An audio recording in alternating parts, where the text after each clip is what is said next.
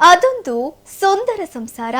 ಇಡೀ ಕುಟುಂಬ ಮನೆಯ ಆವರಣದಲ್ಲಿ ಮಾವಿನ ಹಣ್ಣು ಸವಿಯುತ್ತಾ ಹರಟೆ ಹೊಡೆಯುತ್ತಾ ಆರಾಮವಾಗಿ ಕಾಲ ಕಳೆಯುತ್ತಿತ್ತು. ಮಳೆ ಬಂತೆಂದು ಮನೆಯೊಳಗೆ ಹೊಕ್ಕಿದ್ದ ಕುಟುಂಬಕ್ಕೆ ಪುತ್ರನೇ ಮೃತ್ಯು ರೂಪದಲ್ಲಿ ಕಾಡಿದ್ದಾನೆ. ಕೇವಲ 18 ವರ್ಷದ ಹರಿಯದ ಮಗ ತಂದೆ ತಾಯಿ ಅಕ್ಕನ ಮೇಲೆ ಚಾಕುವಿನಿಂದ ಹಲ್ಲೆ ಮಾಡಿದ್ದಾನೆ. ತಂದೆ ಅಕ್ಕ ಸಾವನ್ನಪ್ಪಿದ್ದು, ತಾಯಿ ಮತ್ತು ಆರೋಪಿ ಪುತ್ರ ಸಾವು ಬದುಕಿನ ಮಧ್ಯೆ ಹೋರಾಟ ನಡೆಸುತ್ತಿದ್ದಾರೆ. ಅಷ್ಟಕ್ಕೂ ಮಗನೇ ಮನೆಗೆ ಮಾರಿಯಾಗಿದ್ದು ಏಕೆ ಅಂತೀರಾ? ಇಲ್ಲಿದೆ ನೋಡಿ.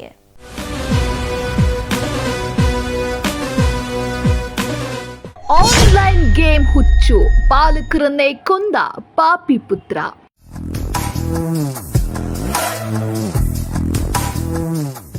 ಮಾವಿನ ಹಣ್ಣು ತಿಂದು ಮಲಗಿದವರು ಸೇರಿದ್ದು ಮಸಣಕ್ಕೆ.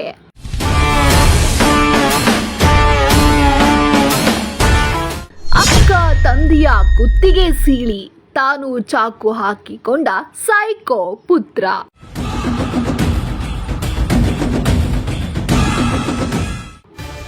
ಈ ಫೋಟೋದಲ್ಲಿರೋ ಯುವಕನ ಹೆಸರು ಸಾಯಿ ನಾಯ್ಡು. ವಯಸ್ಸು ಇನ್ನು 18 ವರ್ಷ. ಆನ್ಲೈನ್ ಗೇಮ್ ಹುಚ್ಚಿಗೆ ಇಡೀ ಕುಟುಂಬವನ್ನೇ ಬಲಿ ಪಡೆದ ಸೈಕೋಪಾತ್.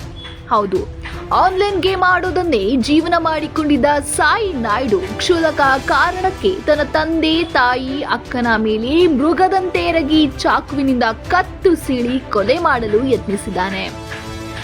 ಅಷ್ಟೇ ಅಲ್ಲ, ಎಲ್ಲರ ಮೇಲೆ ಹಲ್ಲೆ ನಡೆಸಿದ ಬಳಿಕ ತಾನೂ ಕತ್ತು ಸೀಳಿಕೊಂಡು ಸಾಯಲು ಪ್ರಯತ್ನಿಸಿದ್ದಾನೆ.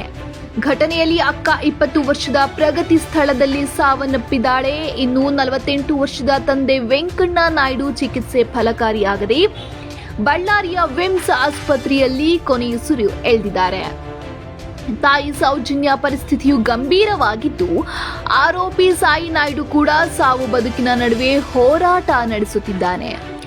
ಇಂತಹ ಮನಕಲಕುವ ಘಟನೆ ನಡೆದಿರುವುದು ಕೊಪ್ಪಳ ಜಿಲ್ಲೆಯ ಗಂಗಾವತಿ ತಾಲೂಕಿನ ಹೊಸ ಅಯೋಧ್ಯ ಗ್ರಾಮದಲ್ಲಿ.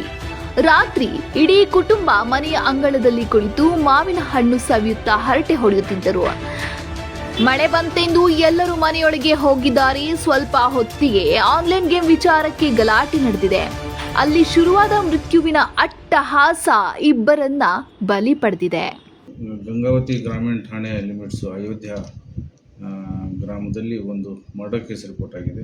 ಪ್ರಯುಕ್ತ ಅದರಲ್ಲಿ ಒಂದೇ ಕುಟುಂಬದವರು ಇಬ್ಬರು, ವೆಂಕಟ್ ನಾಯ್ಡು ಅಂಥೇಳಿ ಇವರು ಶ್ರೀ ವಿದ್ಯಾನಿಕೇತನ ಸ್ಕೂಲಲ್ಲಿ ಇವರು ಫುಡ್ ಸೂಪರ್ವೈಸರ್ ಮತ್ತು ಫುಡ್ ಗ್ರಾಸರಿ ಸಪ್ಲೈ ಮಾಡೋರು.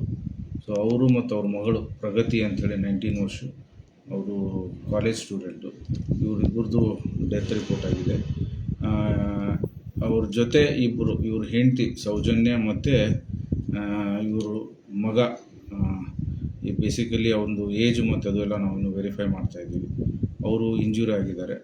ಇನಿಷಿಯಲಿ ನಾವು ಪ್ರಿಲಿಮಿನರಿ ಎನ್ಕ್ವೈರಿಯಲ್ಲಿ ಇವರು ನಿನ್ನೆ ದಿನ ಸುಮಾರು 7 ಗಂಟೆಗೆ ಫ್ರೂಟ್ಸ್ ಎಲ್ಲ ತಿಂದುಬಿಟ್ಟು ಅವರು ಎಂಟೈರ್ ಕುಟುಂಬದವರು, ಈ ಕುಟುಂಬದಲ್ಲಿ ಇವರು ವೆಂಕಟ ನಾಯ್ಡು ಅವರು ಹೆಂಡತಿ ಮಕ್ಕಳು ಇಬ್ಬರು, ಅವ್ರ ಜೊತೆ ಅವ್ರ ತಂದೆ ತಾಯಿ ತಾತಾರಾವ್ ಅಂಥೇಳಿ ಅವ್ರ ತಂದೆ, ಅವರು ಮತ್ತು ತಂದೆ ತಾಯಿ ಅವರಿಬ್ಬರು 6 ಜನ ಕೂಡಿ ಫ್ರೂಟ್ಸ್ ಸುಮಾರು 7 ಗಂಟೆ ಸುಮಾರಿಗೆ ಹಣ್ಣನ್ನು ತಿಂದು ಅರೌಂಡ್ 9 ಗಂಟೆಗೆ ಊಟ ಮಾಡಿ ಇವ್ರು 4 ಜನ ವೆಂಕಟ ನಾಯ್ಡು ಮತ್ತು ಅವ್ರ ಫ್ಯಾಮ್ಲಿ ಸೌಜನ್ಯ ಮತ್ತು ಮಕ್ಕಳು ಒಂದು ರೂಮಲ್ಲಿ, ಮತ್ತು ಇವರು ತಂದೆ ತಾಯಿಯವರು ಇನ್ನೊಂದು ರೂಮಲ್ಲಿ ಮಲ್ಕೊಂಡಾಗ ಸುಮಾರು 10:30 ಸುಮಾರಿಗೆ ತುಂಬ ಲೌಡಾಗಿ ಮನೆಯಲ್ಲಿ ಗಲಾಟೆ ಆಗ್ತಾ ಇರೋದು ನಾಯ್ಸ್ ಕೇಳಿಬಿಟ್ಟು ಇವರು ತಾತಾರಾವ್ ಅವರು ಬಾಗಿಲು ತೆಗಿಯೋಕ್ಕೆ ಓಪನ್ ಮಾಡೋಕ್ಕೆ ಪ್ರಯತ್ನ ಮಾಡಿದಾಗ ಅದು ಆಗದೆ ಸಮಯದಲ್ಲಿ ಪಕ್ಕದ ಮನೆಯವ್ರಿಗೆ ಹೆಲ್ಪ್ ತೊಗೊಂಡು ಒಂದು ರಾಡ್ ತೊಗೊಂಡು ಡೋರ್ ಓಪನ್ ಮಾಡಿ ಮನೆ ಒಳಗಡೆ ಹೋಗಿ ನೋಡಿದಾಗ 4 ಜನಕ್ಕೆ ಇಂಜುರೀಸೇ ಆಗಿರುತ್ತೆ. ಹೆಡ್ ಆ್ಯಂಡ್ ನೆಕ್ ಇಂಜುರಿ ಆಗಿರುತ್ತೆ. ಅದರಲ್ಲಿ ಸೌಜನ್ಯ, ವೆಂಕಟ್ ನಾಯ್ಡು ಮತ್ತು ಪ್ರಗತಿಯವರಿಗೆ ತುಂಬ ಸೀರಿಯಸ್ ಇಂಜುರಿ ಆಗಿರುತ್ತೆ. ನೆಕ್ಸ್ಟು ಅವರು ಮಗನಿಗೆ ತುಂಬ ಮೈನರ್ ಇಂಜುರೀಸ್ ಆಗಿರುತ್ತೆ. ಸೊ ಈ ಪ್ರಯುಕ್ತ ಇಮಿಡಿಯೇಟಾಗಿ ಇವರಿಗೆ ಪ್ರಿಲಿಮಿನರಿಯಾಗಿ ಗಂಗಾವತಿ ಹಾಸ್ಪಿಟಲ್ ಶಿಫ್ಟ್ ಮಾಡಿದಾಗ ಪ್ರಗತಿ ಅನ್ನೋರ್ದು ಡೆತ್ ಆಗಿರುತ್ತೆ. ಅದು ನಂತರ ಅವ್ರ higher centre Bellary trauma care ಸೆಂಟರ್ಗೆ ಶಿಫ್ಟ್ ಮಾಡಿದಾಗ ಅಲ್ಲಿ ವೆಂಕಟ ನಾಯ್ಡು ಅನ್ನೋರ್ದು ಅರ್ಲಿ ಮಾರ್ನಿಂಗ್ ಡೆತ್ ಆಗಿರುತ್ತೆ. ಸೊ ಈ ಪ್ರಯುಕ್ತ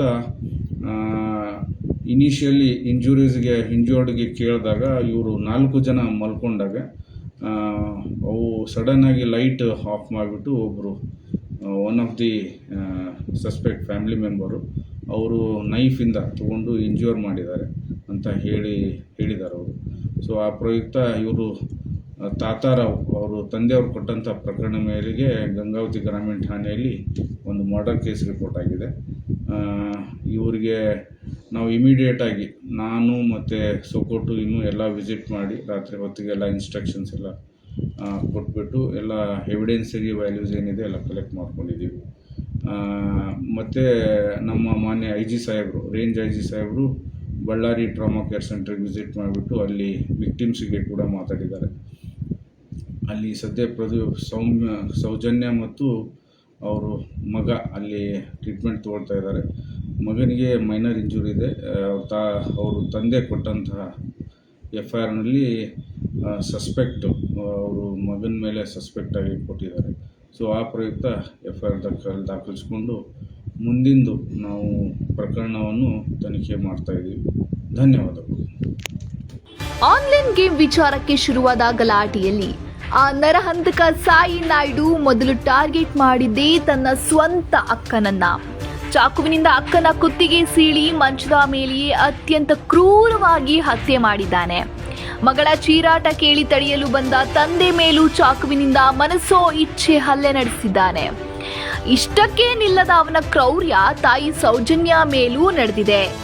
ತಾಯಿಗೂ ತೀವ್ರವಾಗಿ ಇರಿಯಲಾಗಿದ್ದು ಸದ್ಯ ಬಳ್ಳಾರಿಯ ವಿಮ್ಸ್ ಆಸ್ಪತ್ರೆಯ ICUನಲ್ಲಿ ಜೀವನ್ಮರಣ ಹೋರಾಟ ನಡೆಸುತ್ತಿದ್ದಾರೆ.